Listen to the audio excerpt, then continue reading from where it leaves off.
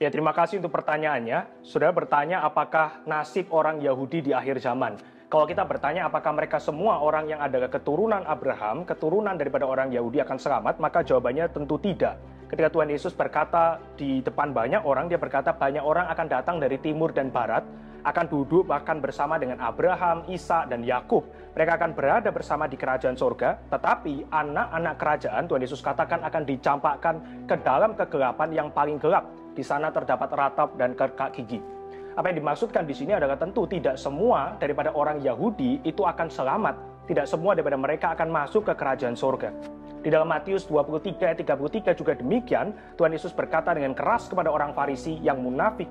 Tuhan Yesus mengatakan, hai kamu ular-ular, keturunan ular beludak, bagaimana mungkin kamu dapat meluputkan diri daripada hukuman neraka? Ini menunjukkan tidak semua orang yang rasnya atau darahnya adalah Yahudi itu akan masuk ke dalam kerajaan surga.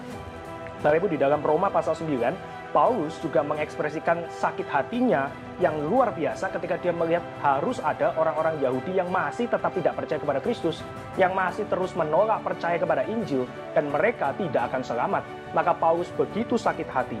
Dia mengekspresikan bahkan di dalam salah satu tulisan dia di dalam kitab Roma, bahwa dia mau kalau bisa dikutuk, asalkan mereka, saudara-saudara Yahudinya itu bisa percaya, dan kemudian masuk ke dalam kerajaan surga.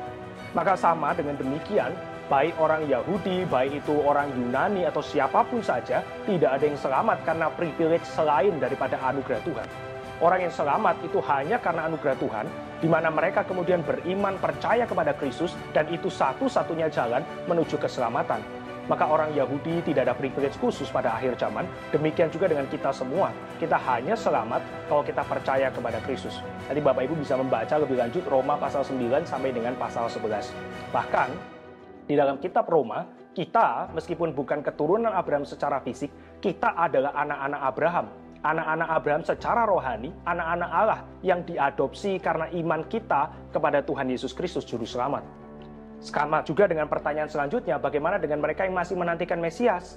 Mereka yang beragama Yahudi, mereka menantikan Juru Selamat itu datang juga sama. Tidak ada privilege khusus. Bagi mereka yang masih menantikan Mesias, berarti mereka menolak Tuhan Yesus yang pernah datang ke dalam dunia, yang adalah Mesias yang sejati. Maka tidak ada privilege khusus bagi orang Yahudi maupun bagi orang bukan Yahudi. Kiranya menjawab pertanyaan kita. Soli Deo Gloria.